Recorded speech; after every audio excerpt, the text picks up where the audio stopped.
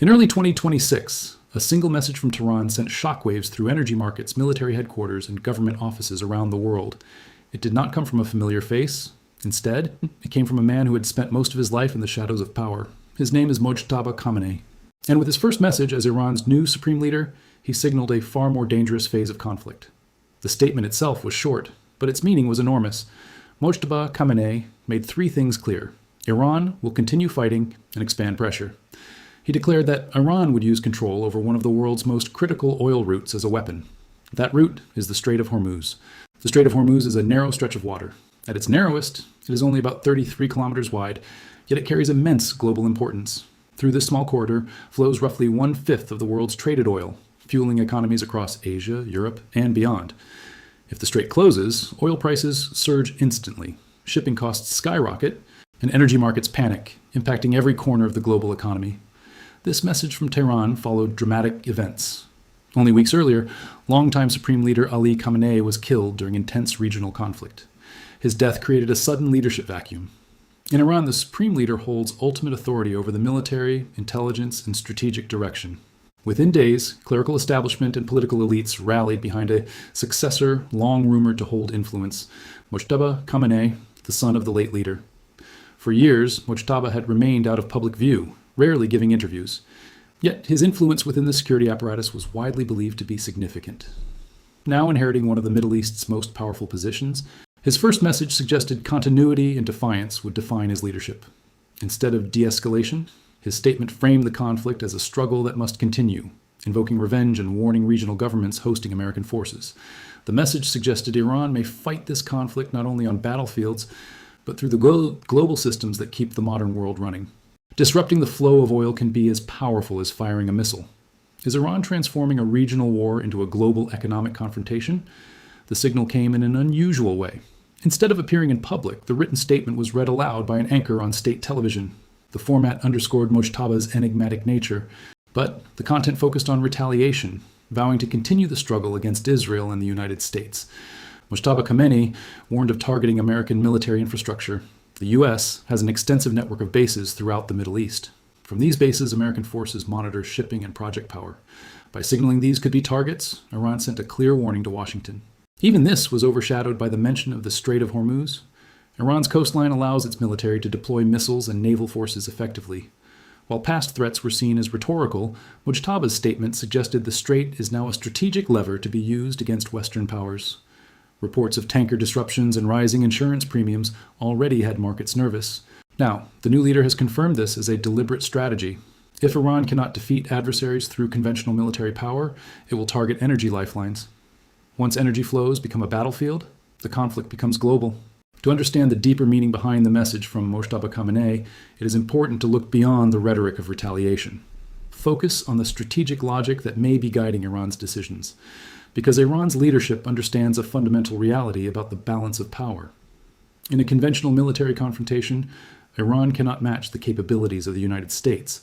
The United States possesses the world's most powerful navy, advanced air power, global surveillance networks, and alliances with multiple regional states. If the conflict were fought through traditional military engagement, airstrikes, and naval battles, the imbalance would be overwhelming. But Iran has never planned to fight that kind of war. Instead, for decades, Iranian strategy has focused on asymmetric warfare, a form of conflict where weaker actors exploit vulnerabilities in stronger opponents rather than confronting them directly. And the Middle East offers one of the most powerful vulnerabilities imaginable: energy. At the center of that vulnerability lies the Strait of Hormuz. Roughly 1/5 of the world's traded oil passes through this narrow waterway. Tankers carrying millions of barrels of crude oil leave the Persian Gulf and pass through the strait toward major global markets. For decades, global energy stability has depended on keeping this corridor open, but Iran sits directly along its northern coastline. This geography gives Iran several ways to disrupt traffic through the strait without necessarily attempting a full naval blockade. Iranian forces could deploy naval mines that threaten shipping lanes. They could use anti-ship missiles launched from coastal batteries. Fast attack boats could swarm large oil tankers, creating chaos. Even small incidents could dramatically increase the risks of transit. In global energy markets, perception can be as powerful as reality. If shipping companies believe the strait is unsafe, vessels may refuse entry. Insurance premiums can skyrocket.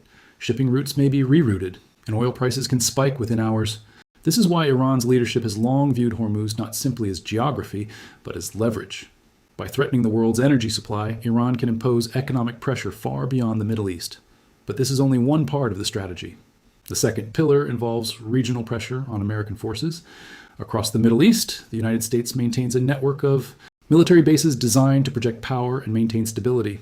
These installations host aircraft, missile defense systems, intelligence assets, and naval forces. However, many of these bases lie within reach of Iranian missiles or allied militia groups. Iran has spent decades building relationships with armed groups throughout the region, networks that can operate outside Iran's borders while advancing Tehran's strategic objectives. These groups operate in several areas of the Middle East and have the ability to target infrastructure, military installations, and shipping routes. This creates a layered pressure strategy.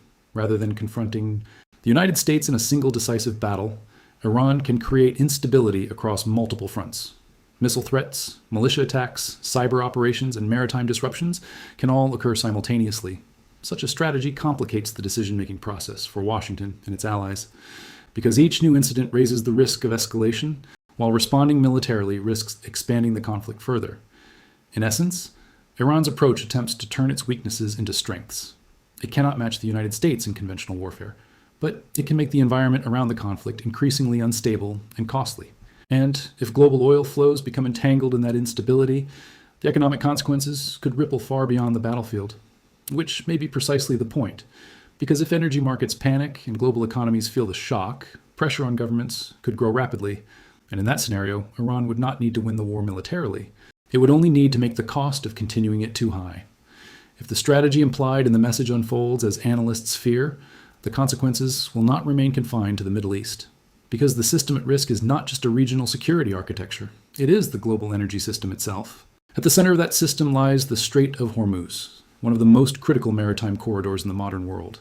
Every day, enormous oil tankers pass through this narrow passage carrying crude oil and natural gas from the Persian Gulf to global markets. Roughly 20% of the world's traded oil moves through this single choke point. Major exporters including Saudi Arabia, Iraq, Kuwait, and the United Arab Emirates depend on the strait as their primary route. If that flow is interrupted, even partially, the shock would be felt almost immediately. Oil prices are highly sensitive to supply disruptions. Even rumors of instability in the Gulf have historically caused sharp market reactions. When actual attacks occur, the reaction becomes far more dramatic. Energy traders begin pricing in risk. Insurance costs for ships increase sharply. Shipping companies hesitate to send vessels into dangerous waters. Tanker traffic slows, and the price of crude oil climbs rapidly. In previous crises involving Hormuz, analysts have warned that a prolonged disruption could push oil prices well beyond $150 per barrel. That kind of surge would ripple across the entire global economy. Transportation costs would rise, airlines would face higher fuel expenses, manufacturing and shipping industries would feel immediate pressure. Electricity prices could increase in many regions.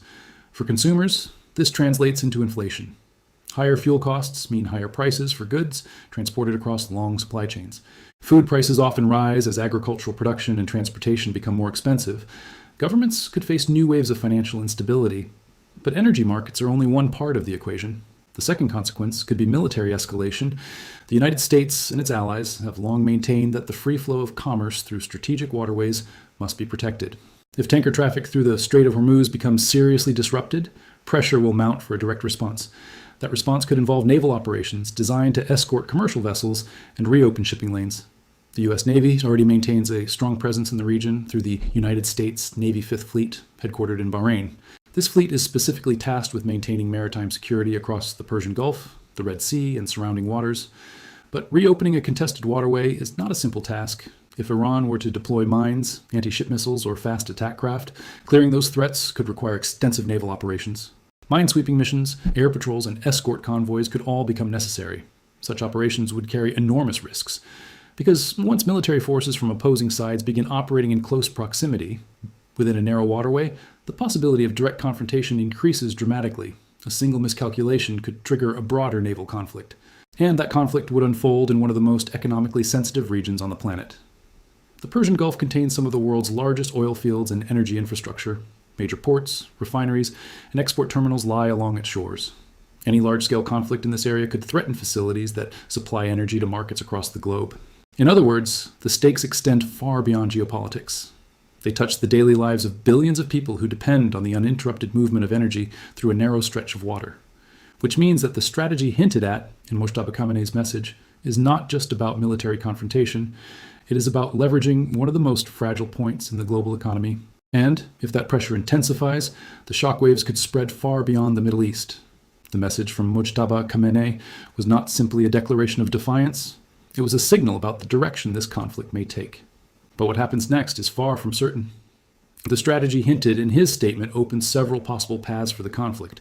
Scenario 1, controlled escalation. The first possibility is a prolonged period of controlled escalation. In this scenario, Iran continues applying pressure through indirect actions. Shipping incidents, drone strikes, cyber attacks, and militia operations create instability across the region. Oil tankers may face occasional disruptions near the Strait of Hormuz, raising insurance costs and causing temporary price spikes. For Iran, this approach keeps economic pressure on its adversaries while avoiding the consequences of a direct war. Scenario 2, naval conflict in the Persian Gulf. If Iran attempts to block the Strait of Hormuz, the United States may decide to reopen the corridor by force. The responsibility would likely fall to the United States Navy Fifth Fleet, tasked with protecting maritime security. Iran possesses coastal missile systems and fast attack boats designed to challenge larger naval forces. Scenario 3, global economic shock. If attacks on shipping become frequent, insurance companies may decide sending tankers through the Gulf is too risky. Energy markets are sensitive. If traders believe millions of barrels of oil could disappear, prices can surge quickly. Fuel prices would rise. Transportation costs would increase. Inflation could accelerate worldwide. At its core, Mojtaba Khamenei's first message was about power. Iran occupies one of the most strategically important regions. By threatening the world's oil arteries, it can influence events far beyond its borders. The fate of global security may hinge on what happens in one narrow passage of water. A passage only a few kilometers wide.